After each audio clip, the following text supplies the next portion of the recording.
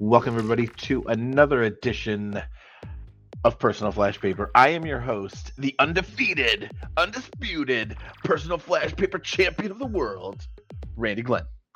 And with me, as always, on time, Rob Baker. Yeah, because, that's kind of what I do. And coming live from his basements, his parents' basement. Damn it. The insult's gone already. Woo! Woo! Always tardy to the party, Ryan Moore. Hey, all of the pretty people have to make the entrances, so I'm just saying. Just make them a grand entrance. Silver trumpets and white doves? Is that what you're getting at? Because this is radio. We don't see that. No, I mean, that's why you show up late, right? You gotta make your grand entrance. Everybody's gotta be there before you're there so that everybody can see you arrive.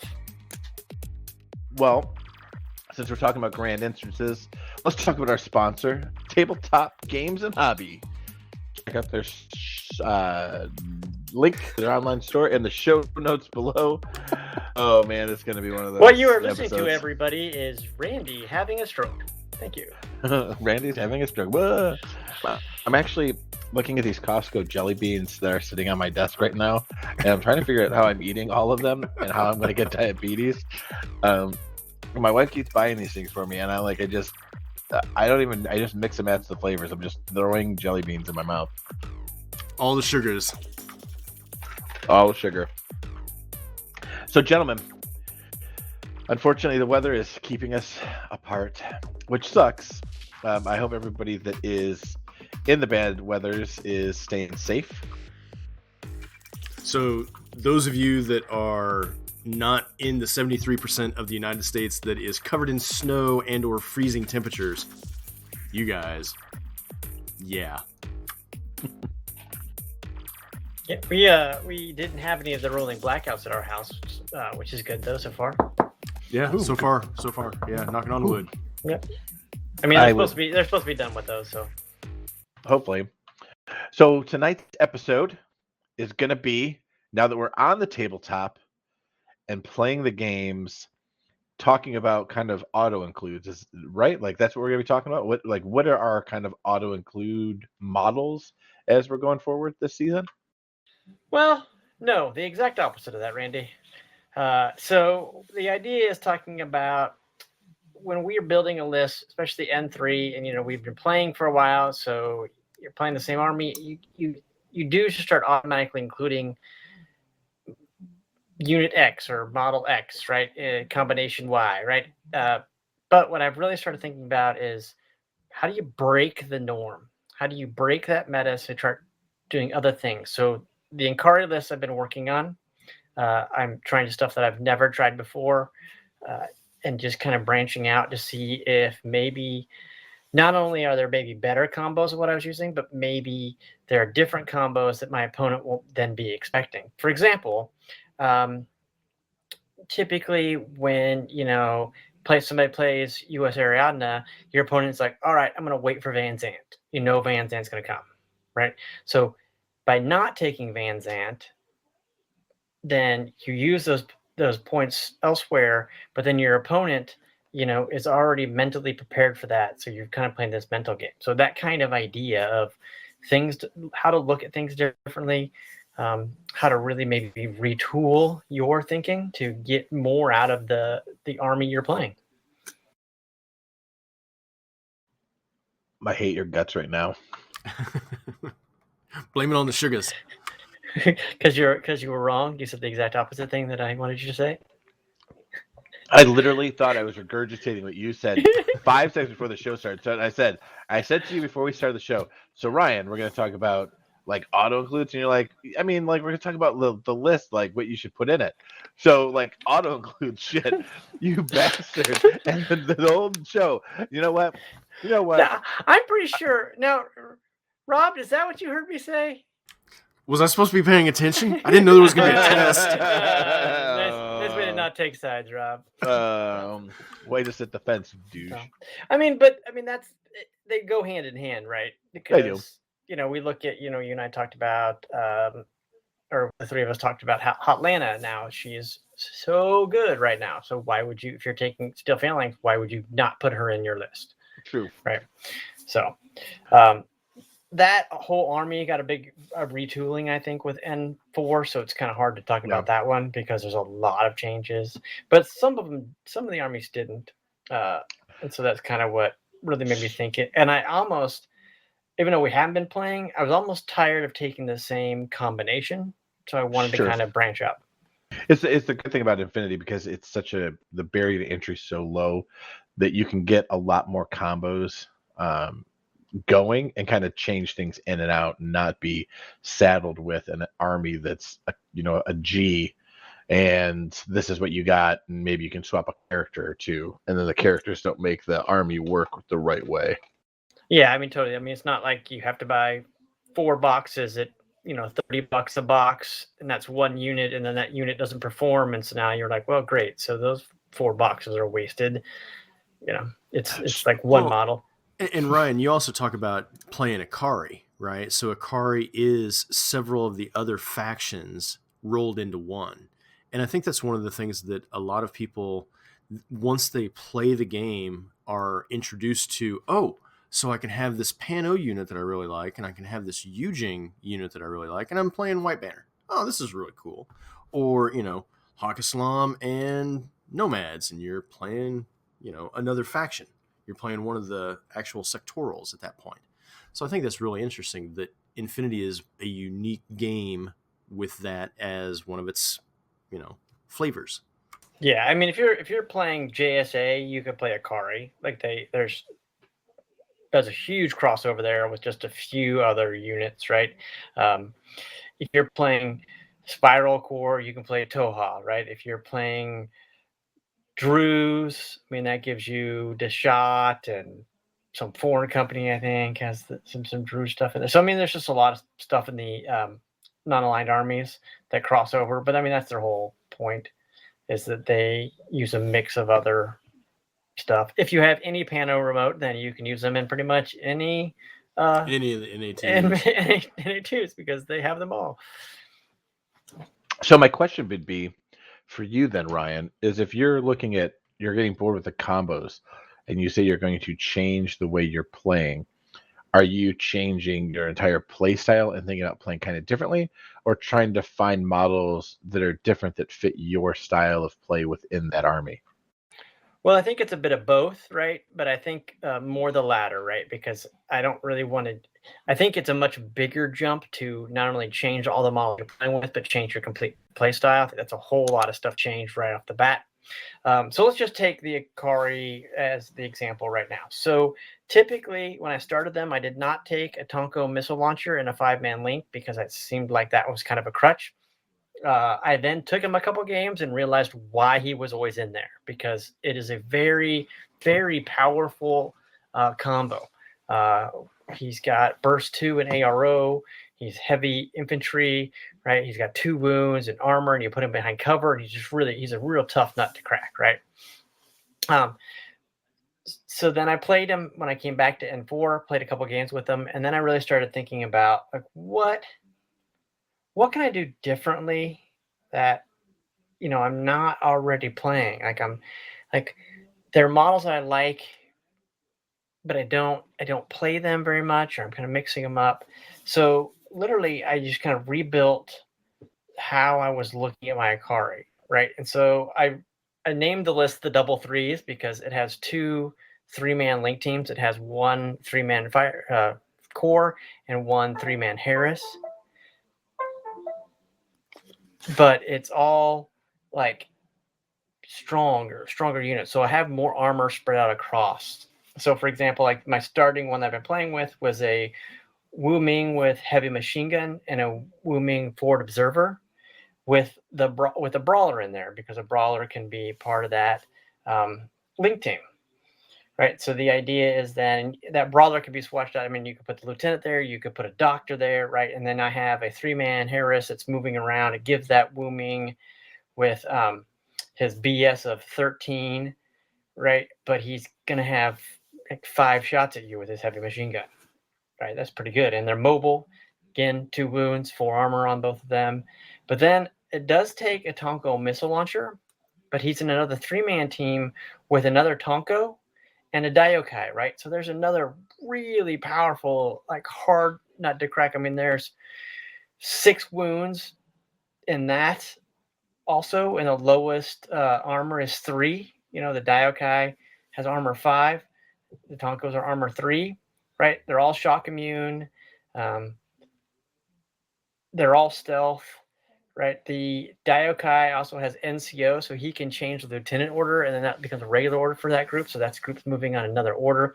So really, the idea became, thought became, what things can I do differently and either achieve the same type of objectives? I mean, so those are still very attacky pieces, right? They're still very push forward, which is what I normally play, aggressive, right? But they're really tough, right? So I don't have the +3 bonus for the shooting, but I should be a little more mobile. So it's that kind of idea as I really started looking through like I took the Alpha Seed when I started playing him again, trying to mix it up, and I really like that guy. But that I really just like I want to kind of shy away from some of the things that I always did. I used to take 2 Rushis. I dropped one, and I had one, and then realized I really just 2 Rushis are just too good not to take 2 of them. I used to take 2 to 3 Yan Yan and drop them in on the side of the table. With the change of the rules, what I've been doing is taking a Yan Yan and a Desperado and starting them on the table, and then having a Yan Yan and that I'm keeping off the table that walks in, then for positioning. So I'm really just trying to use pieces differently to get a different idea of how the army may work. So with having a different idea of how that army may work, what is your end goal? Are you just trying to have more fun with it? Are you trying to understand your play style better? Why are you wanting to change up what seems to be a winning strategy for you? Well, because I think as metas change, for example, like when everybody starts, they take a total reaction bot, right? When our whole meta really began, total reaction bots were all over the place, right? But then once 1 or 2 people figured out how to get past them, how to deal with them, that meta shifted a bit. It's the same it's the same idea as where people started bringing more and more troops to have more and more orders, right? And so that shifted how people play, because then it wasn't tough guys, it was just a lot of weedy dudes, right? So you had to shift how you play. So people have been playing against my Akari for a while, right? So they know typically what it looks like. They know typically what I should have out there. But if I do this, it changes that. So it's not as telegraphed anymore. Yeah, that's interesting because I'm also looking at other things in the Infinity Army list building and looking at my model collection and thinking, you know, I've got these models. I could run this list. And so I think expanding the meta is really how you are approaching this. Am I wrong on that? Am I hearing you wrong? Because I don't want to pull a Randy and hear something and then not be able to regurgitate 5 seconds later. Yeah. Love No, you, Randy. no, I mean, I think that's really it, right? It's just trying to use things differently, pieces that people haven't seen, because then when it comes down to it, it's more difficult for your opponent to deal with stuff they've never seen before. I played a couple games, and I want to say Kapokauki is what Mike played 2 weeks ago, and I haven't played much against Kapokauki, right? So there's a lot of things I just didn't know how to deal with, um, because I hadn't seen them, and so that became kind of a kicker too. I'm like, okay, how am I going to deal with these things? And then the more you get to know about like how you deal with other pieces, right? Then the better your game's going to get. Also, the more you use different pieces, you're going to know how these types of pieces work, and then the better your game's going to get too. Yeah, I wholeheartedly agree with that. The game that I played against William a couple weeks ago was with QK, and I was putting things down, and William was responding in kind to, okay, I think this model does this that Baker just, put on the table. And I think this model does this. And it really was a good game because I had not played William in God knows how long, 14 months or so.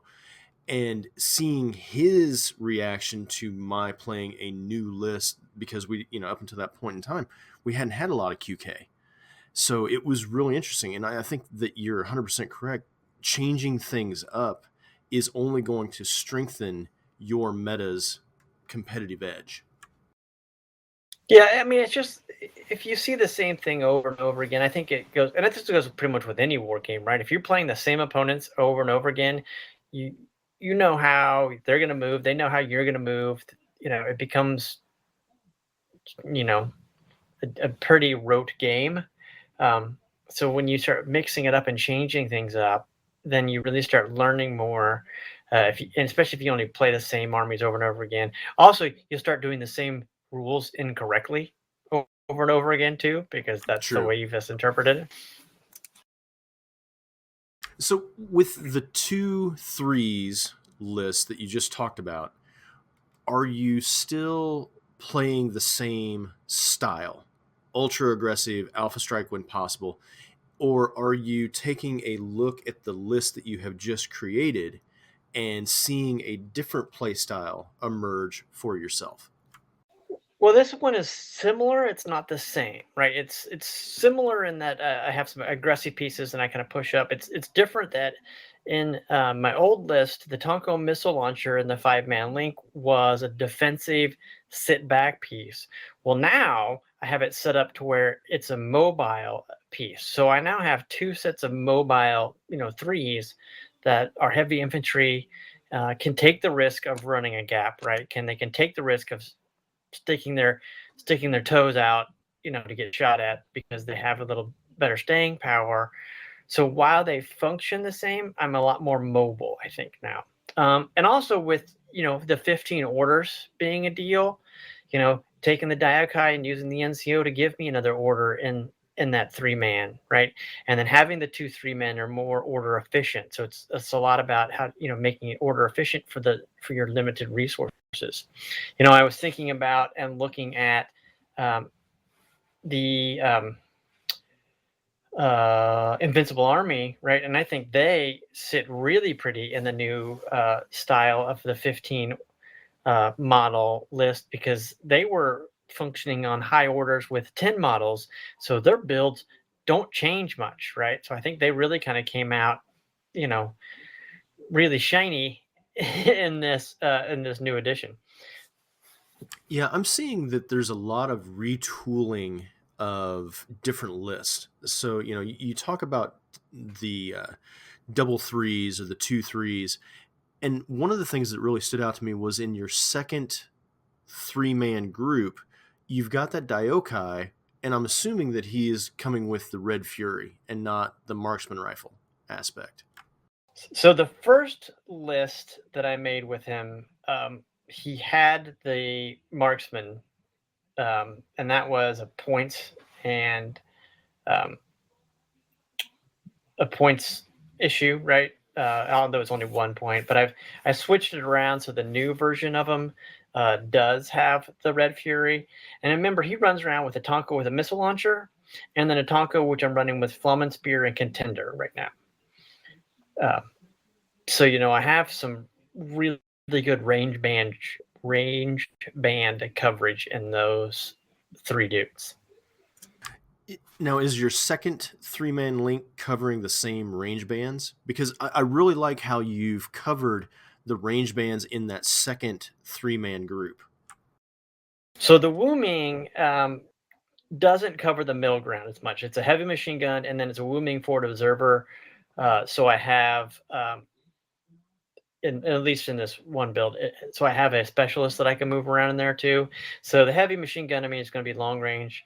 The forward observer has a boarding shotgun, but he also has a flash pulse. And then there's the brawler, and the brawler is literally there to give me another 3-man and save on the points because they're only like 15, or they're less than 20 points. And like I said, it could be the lieutenant, it could be a doctor if I wanted to. has some options. If I do, one of the things I was thinking about, if I do put the Brawler Doctor in there, then I put the Wu Ming with chain rifle and submachine gun, and then really I do have some interesting coverages because I have some range with the heavy machine gun. Then I do miss a lot in that mid ground, but if you get close to me, that chain rifle and the submachine gun are really powerful. Even if I do the Brawler Lieutenant in there with that, then and they sit back and that Brawler Lieutenant is just kind of hiding, well, that boarding shotgun or the chain rifle submachine gun Wu Ming is going to keep people from sneaking around to try to take out my lieutenant. Yeah, that's really interesting. So, I mean, Yeah. I think. Sorry. No, go ahead. Go ahead. So I think really what I'm trying to do as I'm looking at lists is really trying to challenge what is the normal. Like, what do you, um, when you look at a list, for example, let's just take JSA, right? So people are like, oh, you want to hunt a bunch of hidden ninjas, right? Okay, but do you? What else can they do, right? Do you take a bike list? Take a whole bunch of bikes? Let's take Pano military orders, right? So it's all night based. But what happens if you don't take a bunch of knights? Can you take a bunch of other stuff, right? How can you take things that aren't the norm? That was part of the 3-man Zeodron for the Onyx, which it's I did that because I liked the Zeodrons, but 3 tags in a list is not something that people will typically do. Even the smaller tags. I mean, they're not the big 100-point tags, but it's still not something that is real common. Yeah, and I think that's one of the things that I really like about the NA2 Army list is you can have so many, flavors, a very Neapolitan sort of ice cream, if you will. And it forces your opponent to be like, okay, what does that guy do? What? Okay, so that's a Rushi, and you can have him in this list with those Hakaslam things, really? Or you can have this Pano thing with those other Hakaslam things. Whoa, that's interesting. Or you can have this other NA2 thing. And I think that that's really the beauty of the NA2 is because it forces or it allows your meta to grow in a way that you hadn't really thought of. Yeah, and I think I think really, like I've said a couple of times, it's really how do you do or what do you use that's different, that's not normal? I mean, that we other games you see a lot like what's the net list? We don't have that much in Infinity, right? But I do think there are some normals. These are the normals. So Well, what do you? Yeah, go ahead, Randy. I was gonna say there's always the models that are always going to be better than, and they become almost auto includes for some people just because they fit the functionality that you're trying to accomplish within your list builds. So I get what you're trying to do. I just sometimes I almost wonder if you're suffering from a little Randy disease here, which is trying to like take a round peg and put it through a square hole, and just you're trying to make something work that maybe there's a better tool for the job on some of those. I mean, do you think that could be a thing, or are you just trying to see if there's something better out there that nobody has seen yet? Well, I think of I mean, kind of, not, but I think of more of a multi-tool, right? I've got this multi-tool. It has a bunch of things on it. I can use different parts of it to do the same thing, and now one may be better than the other one, but are the other ones really bad? Or take it as okay, I've got a pair of pliers and I've got a wrench. I can unscrew this bolt with either one, but they function differently. So I think if I were trying to achieve the exact same thing, let's just say if I were trying to take the Wu Ming with heavy rocket launcher, all right, in a 5-man link and wanted him to do the thing that the Tonko missile launcher was doing, I think that would be more round peg square hole, right? Because they're similar, but the Wu Ming with heavy rocket launcher does not have the same range band, right? That core fire team would be much more expensive, and so if I'm not moving them, then I've got a whole lot less points out there that is actually doing things. So I think that's more along the lines. This way, I think what I'm trying to do is accomplish objectives using pieces differently, not better or worse pieces, but just using different pieces. Okay, so I mean, so you're basically just changing it up. Yeah. But I mean, like, do you feel yourself gravitating? When you say you're doing your Akari list, do you feel yourself gravitating to a certain model, going, God, if I could just put this in, it would be so much easier for me to do what I'm doing? Or are you trying to get away from that mentality altogether? I don't know. No, to be honest with you, I don't really know. I think the whole idea was I wanted to look for stuff that I could really just mix up what I'm bringing. I could literally just be like, all right, I'm going to mix these models up so when I put stuff down the table, people aren't going to be like, oh, well, I know what you're holding in reserve, or oh, I know how you're going to play these because um, that's not what I'm doing. But do you feel like, so just out of curiosity, because you brought up like military orders, and when you think of military orders, you think of playing the Father Knights. You expect that that's kind of going to be the list. Like if I walk up to the table and I say, "Hey, I'm playing military," you kind of expect that. Um, there's just certain lists that you're expecting, kind of like a spammy or a certain way that the list is going to play. Do you feel like if you don't play that, then it's not that? Then like military orders, for example, if you don't drop down 4 Father Knights, I mean, do you feel like you're not playing military orders and you're trying something else? That's entirely possible. I'm just wondering, because like Yeah. as we go through the changing things up, if you don't play with those models, like, is it even worth play? Like, I don't know. I mean, like, like, now, because you have me seriously thinking about, like, I've been looking at the military orders list since you brought it up, and I'm like, God, like, if you just put down one Father Knight and like a bunch of, I I, I keep thinking of Well, like I well, keep thinking well. of like War Machine in my head, like when they did theme lists. In War Machine you had Yep. themed lists. That's what I keep thinking in my head with Infinity, with like these different army I'm like, oh, it's a theme type list. Well, I mean, and also don't look too closely at military orders right now because It's March getting ready to 8th change. changes. So, Yeah. No, but no, no. but I know the Is March idea. 8th a cursed day for No, military orders? Is it just a it's cursed day nope. in general? It's Or are you sure, literally Ryan? probably the greatest day of the entire year. Like every I don't year, know. it's so weird. It happens every year. I've been tracking it for almost 50 years now, and March 8th is literally probably the best year or best day of the year. So, It's as weird. a scientist, what you're saying is you've got 50 annual data points, or close to 50 annual Yeah. data points. Yep. That's what I'm saying. I don't know. To let everyone in on the joke that Rob and I are making, March 8th is my birthday. So, but And also is the day that military orders is yeah, changing. yeah, that's military orders week. Yeah. That's their thing. All right. So now I think, Randy, I think you have some valid thought points there, right? So, because it's a kind of like, well, um, let's just say if you're looking at Pano military orders, right? And I'm just going to say, well, I'm not going to take any of the knights. I'm going to take a bunch of fusiliers, which are order sergeants and fusiliers, right? And maybe some Crusader Brethren. Um, and let's just even, throw in some remotes in there, right? And that's going to be what I'm taking, you know.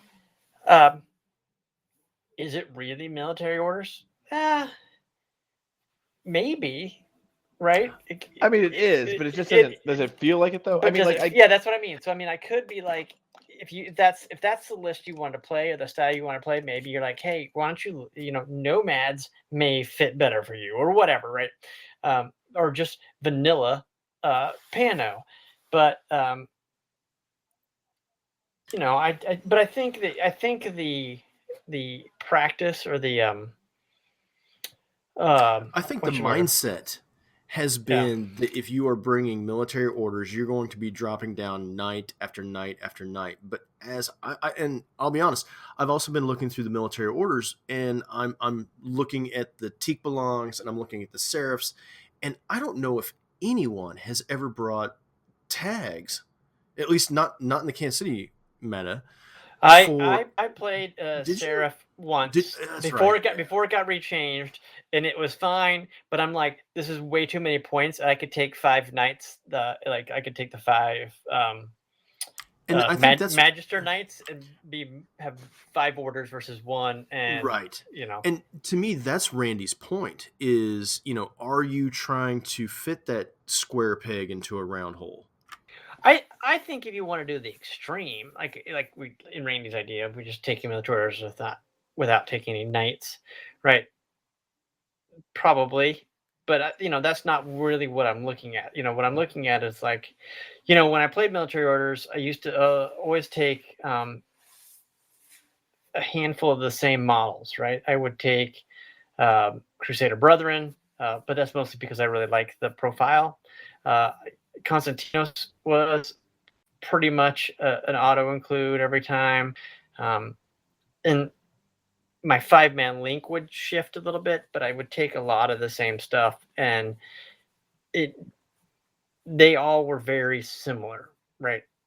Outside of a handful of stuff, which there's nothing wrong with, but I think the idea is challenging, what other things in here. For example, like you said, the Teak belongs. Now, they weren't around in military orders when I was playing them, but maybe that is. Maybe you do take 2 Teak belongs, right? And then, because I think you can have 2. Nope, you can only have 1 Teak belong.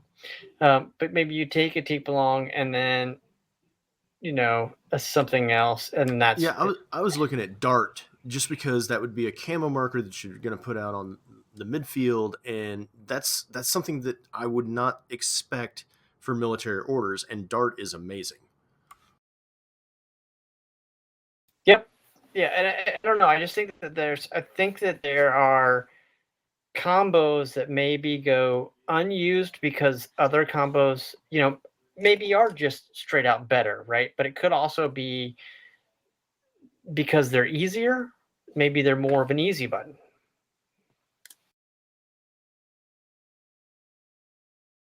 So I'm hung up on the easy button aspect because while I think I understand what you're saying is I can include this model, whatever it is, and push this model forward because it's easy. I don't have to necessarily think about how this piece of my army functions.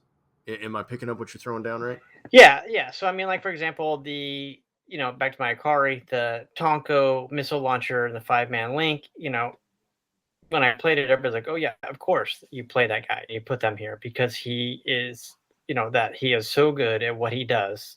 That is more of an easy button." I'm trying to think of other. Now I'm kind of intrigued. Now I'm actually kind of intrigued to go into a list and go, people are expecting this, and show up to like an event and go, what are you playing? MO, and not play a single Father Knight or Joan, and just be like, here's a Clipper drone bot, here's a Sierra drone bot, and just put down a bunch of stupid shit. Well, but see, and that's just it. If you can get a list like that to work and to play the way you want to play, the mental game, they are going to, you're going to be ahead of, because people are going to be like, okay, I don't know what to do here because this is not what I'm expecting. Even if it plays, let's just say you're playing something and you put it out and it's like literally this plays exactly like a U.S. Ariadne force, but it's a Pano military orders force, and people are used to playing against U.S. Ariadne, but they see a Pano military orders and they don't know how to beat it or how to play against it. We're like, well, you've played against these type of lists before. You just are disassociating them, and that's harder for your brain to comprehend. Especially when you're trying to think of your tactics and, okay, what are my advantages? How do I handle this? What do I go here? It's like, oh, playing military orders. Okay. I mean, you tell people what you're playing before you start putting down models and rolling dice, right? So they already have a preconceived notion of what should be in your list. And how to counter it. right? Yeah. Because I think, going back to things that you don't see or wouldn't see, to Randy's point of the toolbox, the idea of taking OSS, right, the Aleph operational subsection or whatever it is, and bringing two Maroots, that's something that, you're talking 95, 99 points apiece for two different ones because one's a lieutenant option. But if you had two tags in a very high elite sort of force, if I see that, I'm going to be like, oh, I'm not used to seeing that, but I am used to seeing two tags from another, whether it's QK or one of the other NA2 lines. I think that the ability to think on the fly, and to your point, you faced this sort of thing before. I think that's where playing more games, and I really like that we're having this conversation because we have been playing more games recently.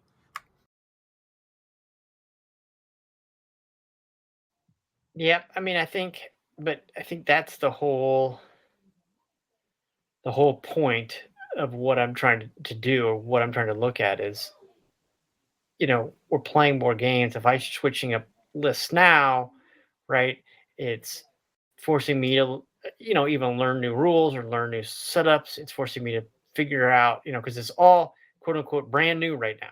Like everything is brand new right now. So, um, Yeah, and I think, like Randy was saying, if he took military orders and was dropping, Fugazi bot and, here's a arm bot, here's a bulleteer, here's this, when somebody is, playing against Randy, they're going to learn that list and how the mechanics of that mechanized force work.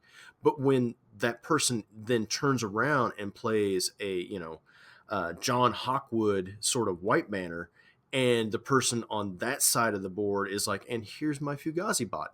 The person that just played Randy is going to be like, huh, I know what that thing does because I played Randy's military order shenanigans.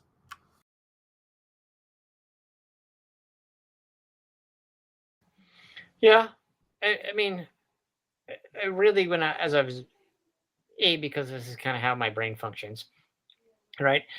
Part of it is really, you know, you wanna have a leg up when you step to the table, right? If you're already one step ahead, then that's an advantage for you, right? It- Point point to your side already, and so I think really that's what I'm looking at. It's like, okay, and also, are there things I'm overlooking? Like, for example, maybe the Wu Ming are models I really like, right? And so that's why I really kind of wanted to. I put three together for my car and painted them up. And part of me was like, I want to figure out how to get these into a list and how to use these. So this kind of helps me do that. Uh, Two Tonkos, right? I wouldn't have typically thought of taking two Tonkos in a list just because, well, I'm not going to take two Tonko missile launchers. I mean, I could, but I don't. I mean, maybe there's an idea too, right? Uh, Yeah. I mean, it's a lot of points. It's three SWC and 54 points, something like that. So it's a lot of points in SWC, but I'm just trying to figure out how to do things not necessarily differently, but maybe more uniquely. Sure, I can see. I mean, I can see that because it's something that I struggle with in this game all the time, or in any game. It's I see somebody do something, and I'm like, I wonder if I can make it like a weird way and do it better. Like just do it better and make it like my own version of that list. Yeah, and I will say part of this comes from the game I'm playing too. My mobile game Eve is. I saw a guy who did a ship layout and didn't play to the advantages of the ship's like normal stat bonuses. He played something different, and it was amazing. Right? It was just like, and I'm like, it shouldn't work. That shouldn't work the way it works. And I watched YouTube video after YouTube video of this guy doing it and pulling it off, and I'm like, huh. And so it's kind of part of that's just transitioned naturally into as I'm building lists. Why why do I have to build it a certain way? Well, to me, Ryan, you've brought up really two solid points. One, why do I have to build this list this way is one. And two, you're also building a list for the rule of cool because you wanted more Wu Ming in your Akari list. And so you built those models specifically to go into your Akari.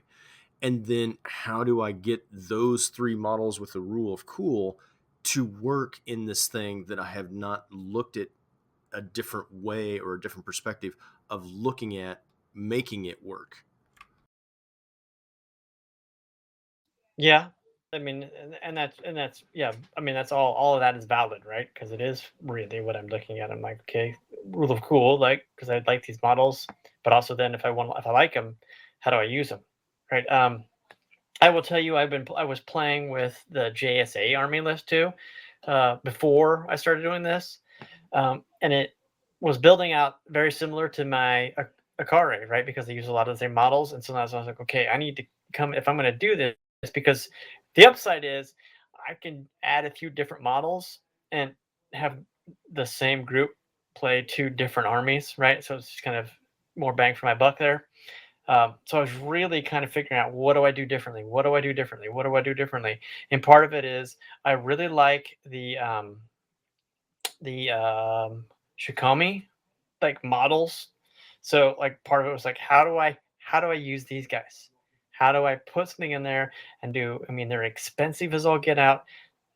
They're great in close combat, but close combat is not great in this game. So how do I use these guys? Right. And so that was part of it too. So I built some of the, you know, this model I really want to use. So I'm going to put in there. I'm going to take some of the pieces that I know how they work and just put those in there as my backbone, but really use this other model to do all the things I want to do.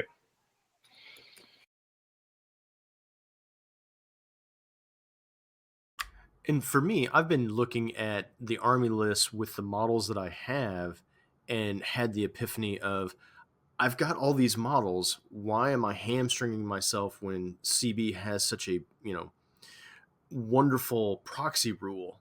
And so I've started branching out into other factions as well and looking at, oh, what does this faction have? What does this faction have? What does this faction have? In sort of the same vein of how do we grow the meta so that we understand what else is out there as opposed to just playing this same army the same way all the time.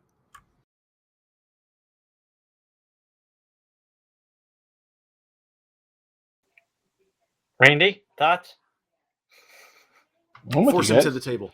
Listen, I'm with you guys. I am there in spirit. But not in person. Thoughts and prayers. TNP. Suckers. The problem is that like you guys are in the mode of trying to reinvent the wheel constantly, and I'm just trying to figure out what I want to play with my nomads right now. So it's a little bit I'm in a little bit different of a boat than you guys are But you're because the I undefeated. I am You're the the undefeated. you're the PFP champion. Well, I am the but see, PFP champion. but here's the thing, Randy. So that kind of puts you in a great spot, right? Because you don't have any preconceived ideas, right? So right now, you are essentially doing what I'm talking about doing, but with a whole new army, right? Right. You don't have any preconceived. I really want to do this, or this is the way I've always Well, played it. the So problem is that it's not. So I'm not doing like I've never done it this way, so I don't want to do it this way. What I've been stuck doing is I've been trying to just change my personal play style constantly, and it's a little weird because I want to do things totally different than I would when I played my um, Steel Phalanx. So I'm looking to do something just different that I just would rather do it this way per se than the way it's been done. And I read the Nomad Facebook pages and I read what people think that how it should be played. I just think that way's boring. Some of it I find very boring. Um, and I want to do something different and I'm trying to get outside of my comfort zone because in any game that I play, I tend to turtle up. That's how I enjoy playing. I enjoy playing very counter punchy. And I'm trying to make a list that's more, yeah, this is it. I mean, stop it or don't. I don't give a shit. Basically, I'm going to use a Magic the Gathering reference. I'm trying to make red aggro right now in Nomads. So for the people that are listening at home that have never played Magic, what does that mean, Randy? You like that I used a Magic the Gathering thing? Like, Yeah. do you like that? That's pretty good, right? I in my head I see how things work. The last time we got together, I was running rules by you guys. Like I was looking at certain rules, going, does it work like this? There's no way this works like this, right? Because if it does, that seems really good. And I feel like people are underutilizing things. I feel like the puppeteer is underutilized. Maybe I don't see as many people throwing that at their lists, but maybe I'm just not looking right. Um, I feel like Nomads has the ability to be in your face. Like I feel like if I'm a Nomad player, the list I'm building, if you let me go first, you've made a huge mistake. That's kind of how I feel. But I could, again, it's all in theory. Sure, yeah. It's all in theory, and I could be completely wrong, but that's how I feel like it's going to work for me. Because I was even looking at your, I was looking at your stuff of like how do I get away from hollow men? How do I get away from, using Mary problems? How You do I don't get away. use You don't get away from Hollow Man. You hug the No, Hollow no, Man. I did. I got away from it. Hollow, How Hollow do you Man. how Hollow do you Man. use the centerpiece of the whole list is the puppet tactical. Hollow Man. Hollow Man. You're an idiot. I love it I have though. a hell of a time editing this. That's the Good. point. Yeah, I know, right? That's the point. You know what units that I'm really intrigued by, and I haven't figured out how to. I threw them in this list, and the problem is that it's kind of wonky, but I had like 5 cheerleaders in my list. Um, I had 3 specters in my list. Like it's literally I'm coming at you. I, I mean, here it comes. Like I'm throwing everything at you. And if you make a mistake, I feel like I can overload the board on a side on you. If That's that makes interesting. sense. It does. It to me, it sounds like you are really wanting to go with that alpha strike sort of mentality of you messed up, Aaron. You're letting me go first, and I'm gonna punish you. And I Yeah. think that that's interesting because you're a self-proclaimed turtle. Yeah. You like to turtle up in a corner, wait for the opponent to come to you in that alpha strike, and then counterpunch them so hard that they are picking themselves up off of next Tuesday. I find that that's very interesting because that's what I've tried to do with my QK lists, in that if I get the chance to go first, I'm going to rain down everything that I possibly can as aggressively as possible and try to scoop up the last remaining, classified or objective points that I can and snatch the win from the victory that you thought you had. And so I think it's interesting that we're having this conversation of our play styles are all kind of morphing. Well, I feel like, so just for instance, I feel like hecklers are underused. Like I don't hear people talk about hecklers. Not that I listen or I read everything that comes into Facebook or on Discord channels, but I also feel like when I put out the poll to pick my next force, people don't play Tunguska. They don't play it. I mean, it's just not one of the more popular factions. So, when you play certain army factions, people have a base of this is what they think it is. And I feel like a list of specters and hecklers and the puppets and the cheerleaders coming at you is what's screwing with my mind, is somehow putting them into the proper teams with order pools. That's what's screwing with my head. I find that really interesting. Ryan? Oh yeah, thanks, Rob. Thanks for that filler. Thanks, Rob. No, so I think that, but I mean, I think that actually lends into what I'm thinking, that exercise, right? Sure. You know, you get stuck in a, I don't want to say a rut because it's not really a rut, because you get stuck in a thought process of this is how I do X, right? But it doesn't have to be. So part of that is really, how do you, or what do you do to do those things differently? I mean, I don't really know. Um, I like Tunguska is the one I looked at, and it literally was because Hollow Man, right? But I was, I think when I originally started looking at them, the Puppet Tactica I think are great, right? I just really do. I think that they're really good. It's a really good unit that may be underutilized. We had a local guy, Zach, who played it several times, and I liked it a lot. And I also really do like hecklers, right? But I wonder if what happens is people build things and there's other things they like better, and then they have to cut, and those things fall on the cutting floor. Because really, to me, I like taking the Puppet Tactica guy with the 3 puppets, right? So that's actually 4 models. That's a lot of points. Well, see, I wasn't gonna say, so I'm not taking all 4. I'm taking 1. So I agree with you. I looked at it. No, I did the same thing you did. I looked at it and I was like, "Ooh, that's a lot of points." Like, that's just a lot of points, because you're taking the puppet master, and chances are you're gonna make him a hacker, or at least a mine layer. So there's your 17 or 14 points with a half a point of SWC, and then if you give one of your bots Red Fury, that's 16 points, or you can have a forward observer. But the thing was is that I don't feel like he can.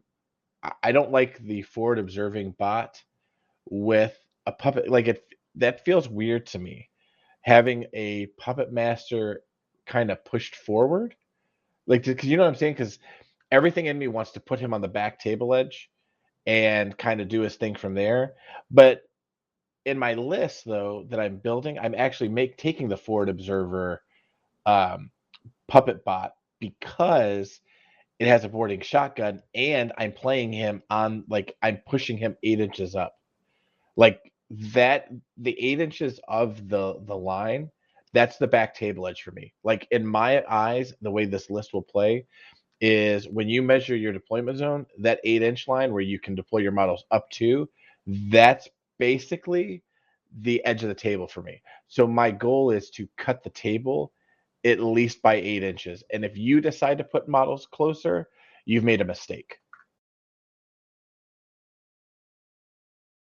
In my head, that's how it works. Now, granted, on the tabletop, this could get rolled up in half a turn, and I'm done. But I think that's the importance of playing multiple games with that list, right? Sure, but like the weird thing is about this list, it's a ton of boarding shotguns. It's a lot Oh, of shit. it's a lot of me coming up going, "Yeah, okay, cool, thanks for being within 8 inches." Pop, bop, bop, just bam, bam, bam, bam, bam, because everything in the Nomads is their BS is 12, and you have to figure out a way to make it better. And if you're gonna push everything up, I'm gonna come around on you. And again, this is how my thinking is. This is how it's gonna work, and it might fail spectacularly. But Randy, in all honesty, with the changes that they've made to boarding shotguns, laying down templates, that's amazing, because you don't have to worry about that BS12 nonsense. You're automatically hitting. And Right. so that puts your opponent into that classic, okay, choose the lesser of your 2 evils. Are you going to shoot me back and eat this boarding shotgun, or are you going to try to dodge out of this? Well, I can tell you right now, I think I'm running 8 or 9 boarding shotguns. Jeez, Just a couple. That's a, now, do you have anything then? 7, I no, mean, sorry, 7 boarding shotguns, because Oh, 3, the jeez. Spectres are running boarding shotguns. I'm running the bot with those boarding shotgun. I'm running the hecklers with boarding shotguns, and then I'm running the cheerleaders with light shotguns or submachine guns, because I want the specialist operative ability for 15 points. Do you have things like, so do you have any reach out and touch you No, weapons? that's what I'm saying. I am literally going to come on to the like start at the because the specters are starting on my table edge halfway up. And so I'm cutting the board in half and then I'm cutting it again. And so if you give me turn 1, the specters are just going to come across the board. And I will gladly start trying to trade models with people, but trading more expensive models. Because my specters are 30 points a pop with the boarding shotguns, 31 points. And then the hecklers are 20 points a piece. And I get a plus 4 inches on forward deployment, so I'm starting at the 12-inch line. So I mean, like I'm coming quickly, and they're 4/4s. So the other way I thought about playing this is actually kind of backing off a little bit and letting people come at me turn 1 and just hiding everything. And then once you've come forward, here come the templates.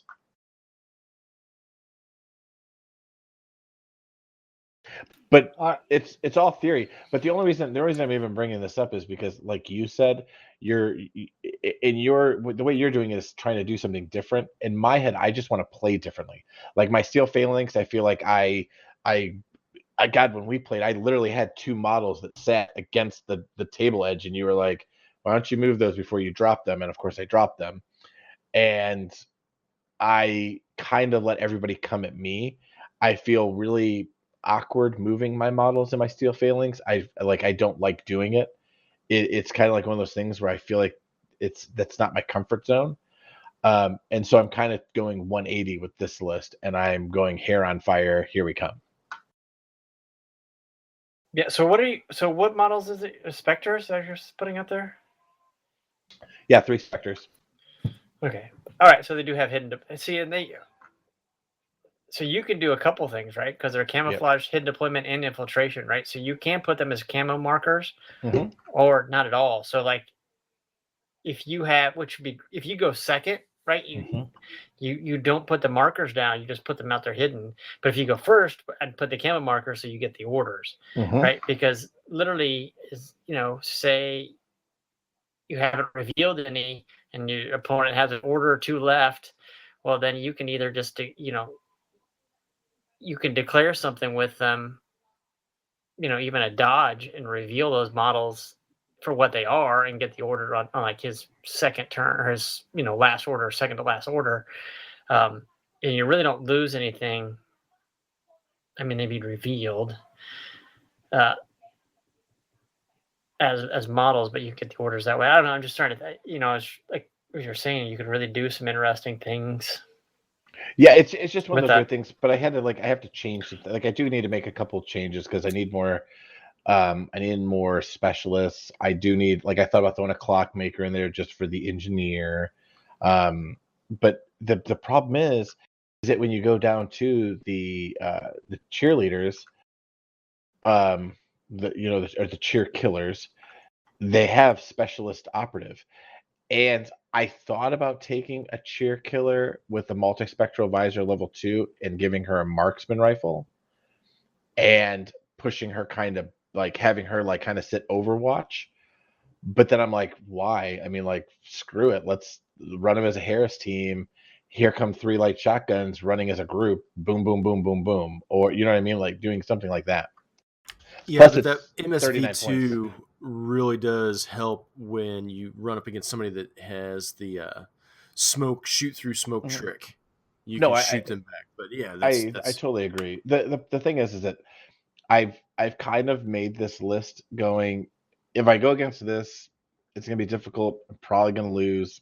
Meh, whatever. But I feel like this busts up a lot of, like Ryan says, a lot of meta stuff. Like people that like to play. If you like to play aggressive, cool. I play more aggressive, okay. and so I want to kick you in the shin before you get to even start to become aggressive.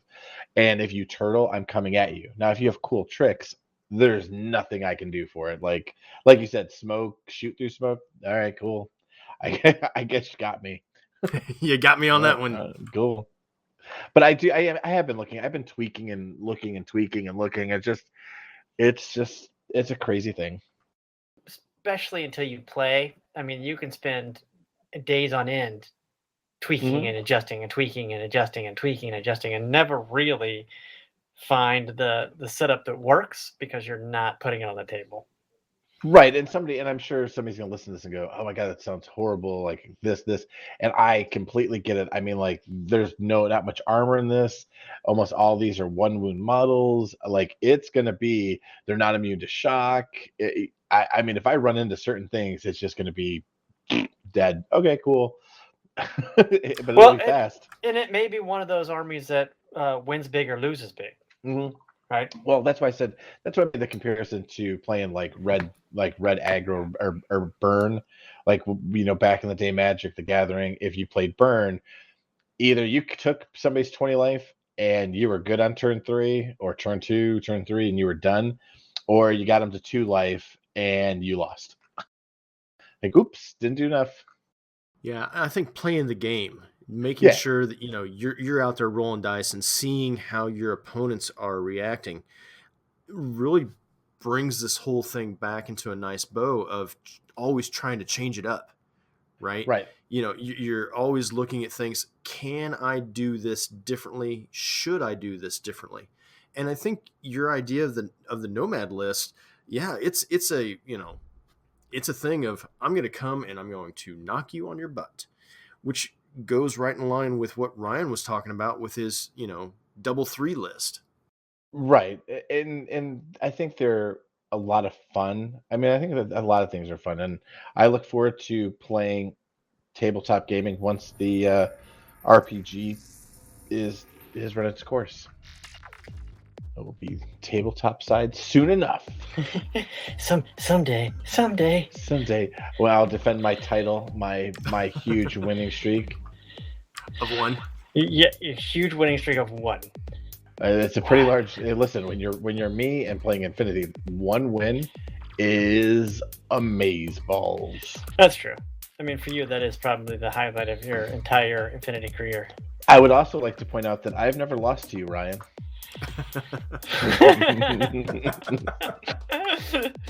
I am in the 4 years I've lived in Kansas City, I am 2-0 against you. Yeah, one of them was because of Rob's stupid rules, but that was I think when we watched that, when we read the rules on that tournament, I don't even remember what it was, but you looked at me and you're like, "What the shit is this rule?" And all of a sudden, just boom, boom, boom. I'm like, boom, boom. Oh, Ryan, you've tabled yourself, buddy. Yeah. Literally, on my active turn, pretty much tabled myself because I couldn't react to templates being dropped on me. That planet was super angry. That's all I gotta say. Yeah, but apparently only against me. The gods have spoken. It was definitely funny. Yeah. So on that note, guys, anything else cool to add? Dice are fickle bitches. God damn it, we really gotta get him one day. Yeah, all right. All right. Well, until next time, gentlemen, I will see you on the table. All right. See y'all later. Bye. Tabletop Game and Hobby, located at 9156 Metcalf Avenue in Overland Park, Kansas, zip code 66212, has for over 25 years been the Kansas City area's premier game store, specializing in non-electronic games, carrying a massive variety of board games, miniature games, role-play games, classic games, and gaming accessories. Stop by, see what we have to offer, or give us a call at area code 913-962-4263, or visit us online at tabletopgameandhobby.com. Background music. Flying Species. The Yellow Flying Cock. The use of these human works of music is granted under the current Creative Commons license terms and agreements. From the freemusicarchive.org, from the artists as listed. Thank you.